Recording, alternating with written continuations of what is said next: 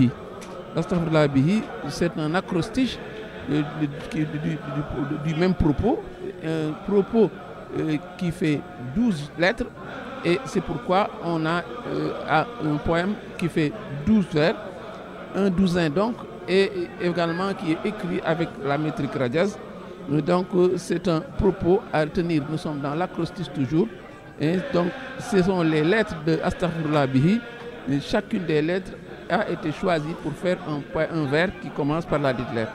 Il est évident que la thématique centrale coule de source, c'est la thématique du repentir, de la demande de pardon auprès d'Allah, et le propos signifie je me repens, je demande pardon à Allah par toi, par ta bénédiction. Il s'agit du prophète Mohammed, ces égards, n'est-ce pas, continus que le cheikh lui confère. Donc c'est un poème, n'est-ce pas, fortement marqué par la demande de pardon, parce que le premier vers dit Astaghfirullah azimil wa atoub ilayhi min dawairi wa min ghuyub. Je demande pardon à Allah le Très-Haut et je me repens auprès de lui pour tout péché apparent et caché. La thématique du repentir est centrale dans l'islam parce que c'est un don prodigieux que le prophète a apporté à sa communauté, parce qu'auparavant la manière de procéder d'Allah c'était fakullan aghazna bizanbi. Chaque faute était réparée, était corrigée, était sanctionnée, séance tenante. C'est avec l'arrivée du prophète qu'on a ouvert à la communauté du prophète cette porte pour se reprendre, pour faire une rédemption. Et cette porte, c'est le repentir. C'est pourquoi le cheikh a à cœur de présenter ce qu'est le repentir et surtout comment faire un repentir sincère accepté par Allah. Donc, le propos, le vers 1 dit, je demande pardon à Allah le Très-Haut et je me repens auprès de lui pour tout péché apparent ou caché. La pédagogie pour du cheikh, mais c'est d'abord de montrer une demande globale, et le péché est abordé de façon générique, de façon globale. Ensuite, il va les désagréger par rubrique et on saura les types de péchés qui existent et pour lesquels il faut tous se repentir. Il dit donc il dit au vers 2, et le même sens générique revient au vers 2, quand il demande pardon, min jumlatil manahi, qu'il demande pardon pour tous les interdits qu'il aurait pu faire, toutes les fautes qu'il aurait pu commettre, n'est-ce pas? Et on voit également que la première classification de ces péchés évoqués apparaît au vers 3, quand il dit Tuktuloho min jumlatil sarairi ma'al kabairi wa min damairi. Je me repens pour tous les péchés véniels ainsi que les péchés capitaux et des fautes cachées en moi. Donc les péchés peuvent être classés en péchés graves et péchés moins graves, ce qu'on appelle les péchés véniels et les péchés capitaux. Premier enseignement.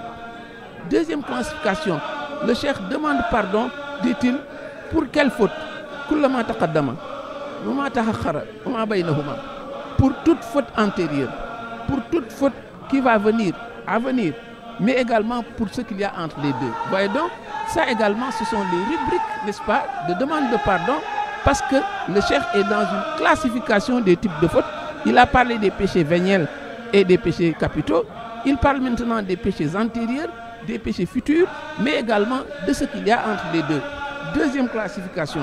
Et le nom de Dieu convoqué ici n'est pas anodin. Il l'appelle Ya Ghafar. La Ghafar, c'est le nom de Dieu qui est le pardonneur. Le pardonneur est bien calé avec, n'est-ce pas, la demande de pardon.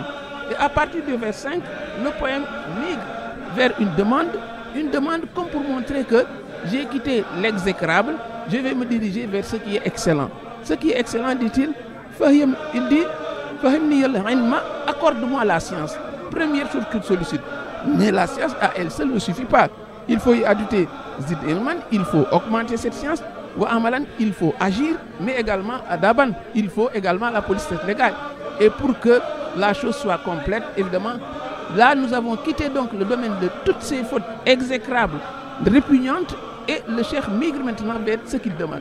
Ce qu'il demande en pole position, il y a le savoir, mais pas ce savoir théorique associé à l'action, puisque chaque fois que le Coran dit il ajoute ceux qui croient, mais également ceux qui font des œuvres pies. Et également, il faut y associer la compréhension de la science. Il faut un discernement.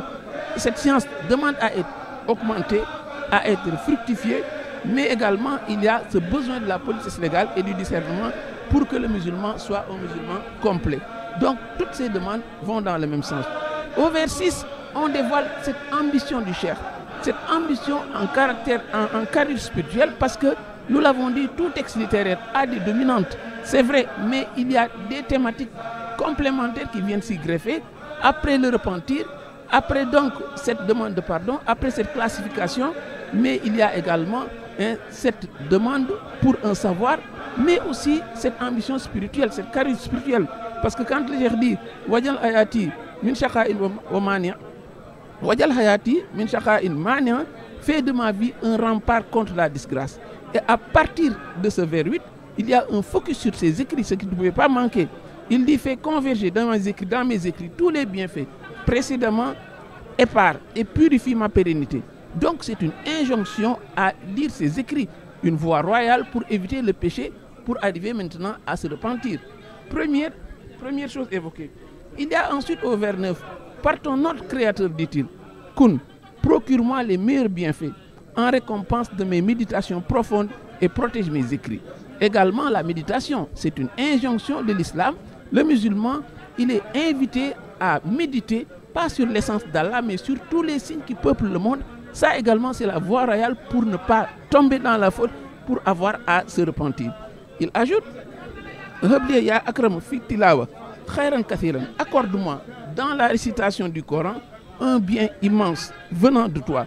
Donc c'est également une injonction implicite pour la lecture du Coran qui est également la voie royale pour ne pas tomber dans la disgrâce, dans la faute et avoir à se repentir. C'est donc un hommage pour le Coran qui se confirme au vers 11 quand il dit « Fais de mon cœur la demeure de tes versets » et le vers 12 finalement somme comme une sorte de happy end quand il dit « Fais de mon existence une béatitude pour ceux qui se repentent ». Donc le cheikh renoue avec la thématique du repentir et pour dire donc qu'il faut surtout avoir à l'esprit, au-delà de tout ceci, le fait que le cheikh se repente pour des péchés véniels, pour des péchés capitaux, par humilité. Mais ce qu'on retiendra de lui, il avait dit ma perfection est couronnée.